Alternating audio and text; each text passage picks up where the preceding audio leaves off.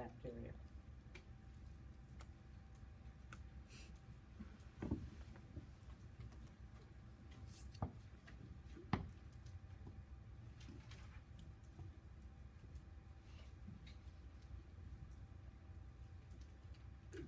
So if you have, we're trying to do a differential diagnosis between those three bacteria that cause meningitis. We have two that are gram-negative, because we said that they would gram stain whatever they find in the cerebral spinal fluid. Two are gram-negative, but Haemophilus influenza is a rod, a very tiny rod, and Neisseria meningitis is a diplococci. And then with that one, the patient usually has this rash, and then the rash doesn't fade, it doesn't flash. Streptococcus pneumoniae is gram-positive. It's also a diplococcus, but it's gram-positive, and it is alpha hemolytic on blood agar.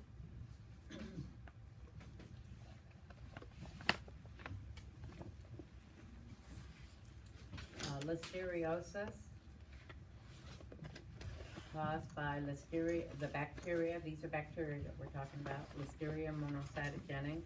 It's a small gram-positive rod, and it's named for the proliferation of monocytes in animals that have it. And you hear about people coming down with this every year here in California.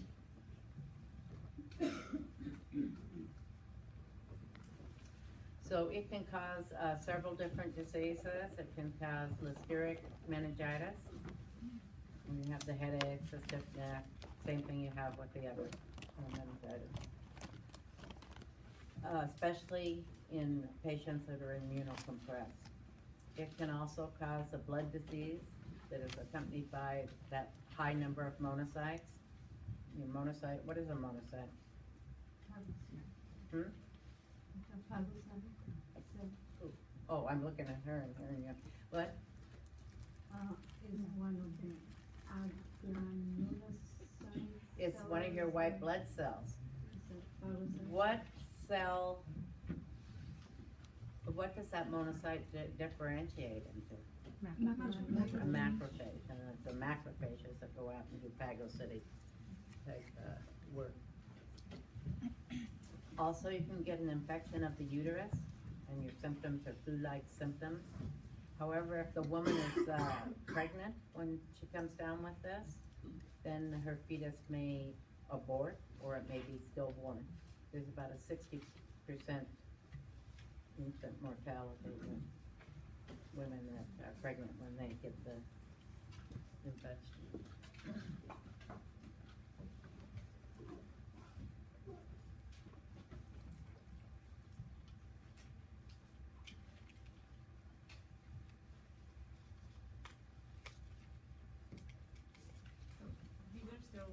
Bacteria that cause meningitis. Yes, on this one, I'm giving you a couple of other things that it causes. It causes Listeric meningitis, yeah. Virulence factor for this bacteria is it's not destroyed by your phagocytes. In fact, when the phagocyte takes it in to destroy it, the bacteria starts replicating, so it can grow inside of phagocytes. Listeria is found in the soil and in the intestine of animals. And it's transmitted mainly by food such as cold cuts and soft cheese. It's also one of the few pathogens that can grow at refrigerator temperature.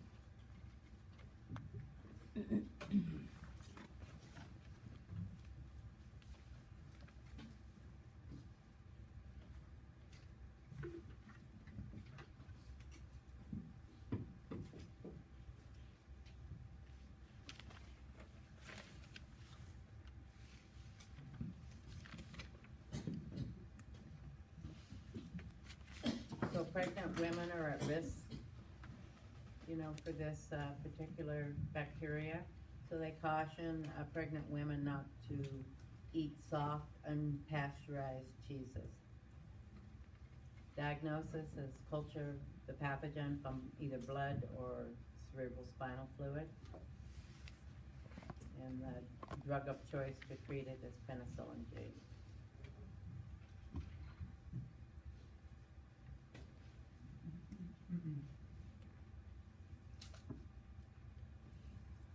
now we're leaving meningitis. Tetanus, common name is lockjaw, and the pathogen is Clostridium tetani. It's a gram-positive, spore-forming anaerobic rod, and it's found in soil that is contaminated with animal feces. Transmission is by soil that has been contaminated, getting into you by puncture wounds. And once that happens then, because it's a spore-forming organism, then once those spores get into the wound, they can become, things are good then, it has everything it needs, and that spore is going to germinate into a bacteria, and then that bacteria is going to start multiplying. And during that process, it produces the second most powerful exotoxin that's known to science. And that exotoxin is a neurotoxin, so it is affecting neurons, and it's called tetanospasm. The bacteria stay at the site where they got put in, where the puncture wound is, but the toxins enter the central nervous system through your peripheral nerves or blood.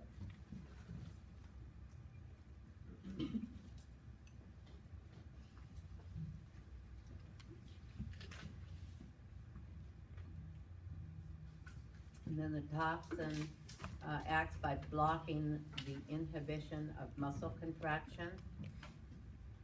So if you're contracting, say, your biceps like this, good thing you can't see my bicep. It doesn't really contract. Your triceps then is not contracting, it's inhibited from contracting. But this toxin blocks that inhibition route so that you get all your muscles are contracting. Even the opposing muscles are contracting throughout your body, and it causes spastic paralysis. So, this is the thing that causes the infection when you get a cut from a rusty nail or Yeah. something. You said that the contaminated soil was the source of that. So. Well, they assume when there's a rusty nail, Mm-hmm. it's out in the dirt, and it's, Oh. yeah, So it's have not got bacteria necessarily on the it. metal. Huh? It's not necessarily. No, because a good way to get it is through rose thorns. Okay. So the first symptom is clenching of the jaw, called trismus. And when they clenched the jaw, they weren't really able to open their jaw then, so then came this common name of lockjaw. Followed by extreme arching of the back, flexion of the arms, and extension of the legs. And the spasms are so powerful that they can actually fracture bones in the spine.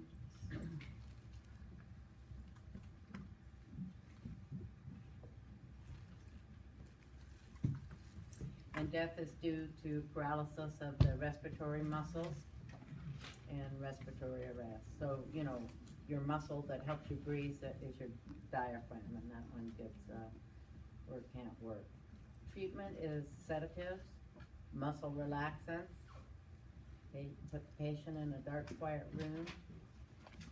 Penicillin to kill the bacteria, but that doesn't do anything for the toxin, so you need a tetanus antitoxin to neutralize the toxin. And that antitoxin is tetanus immune globulin. And you get that from somebody that's been exposed to it and has antibodies already built up from it. But it's only a temporary fix, because when you get antibodies that way from somebody else passively, it isn't very strong, so it has to be, you'd have to replenish it all the time. That's really weak. Prevention, we have that DPT, call it DPAPP now because it stands for acellular pertussis. And it's a tetanus, the tetanus is a toxoid vaccine, and you need a booster every 10 years. And a toxoid is an inactivated toxin. You take the toxin and tweak it some way so it's not active. But it's enough that when you get that vaccine, it stimulates your immune system to produce antibodies against that toxin. And how many people get a booster every 10 years? Yeah. Only one. Good. Yeah, you're supposed to get a booster every 10 years. But you know, many times if you go into the hospital with some big bleeding cut, that's one of the first things the doctors ask you, and then they'll give you one.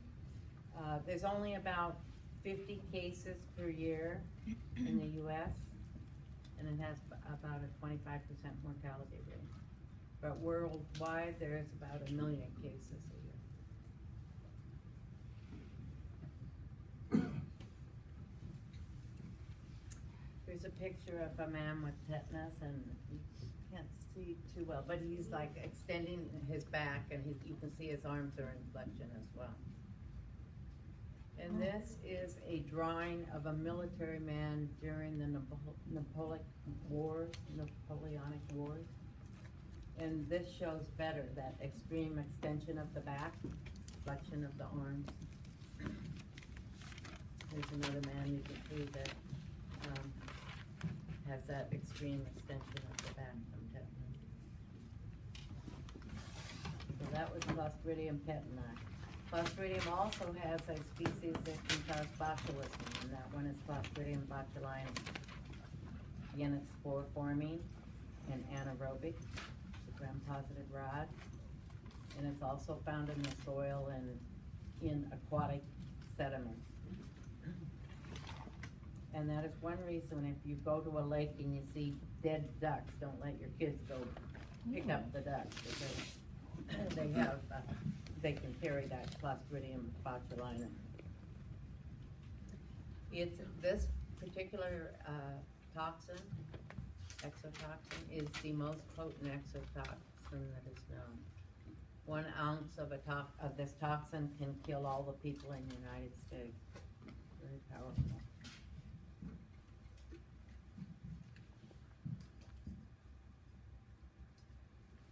There's several different serological types of toxins, A, B, and E, and there are the ones that are associated with human disease, and A is the most lethal.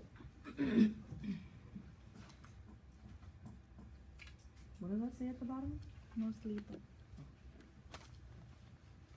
Yeah, most lethal. A. So there's 3 major forms of this botulism. One is foodborne, caused by ingestion of preformed toxins, and it's not from you swallowing the endospores. We used to see this when people did a lot of home canning and it didn't seal. Because remember that these bacteria are in the soil, so if you don't really clean your spinach off that well and you don't get it sterilized as it should be, then it sets it up so that it can start growing inside your jar, your canning jar. So symptoms are nausea and vomiting, and those precede the neurological symptoms. That's the first thing you're going to see. The neurotoxin inhibits the release of acetylcholine, and acetylcholine's a neurotransmitter that signals for you to have muscle contractions, signals your muscles to contract.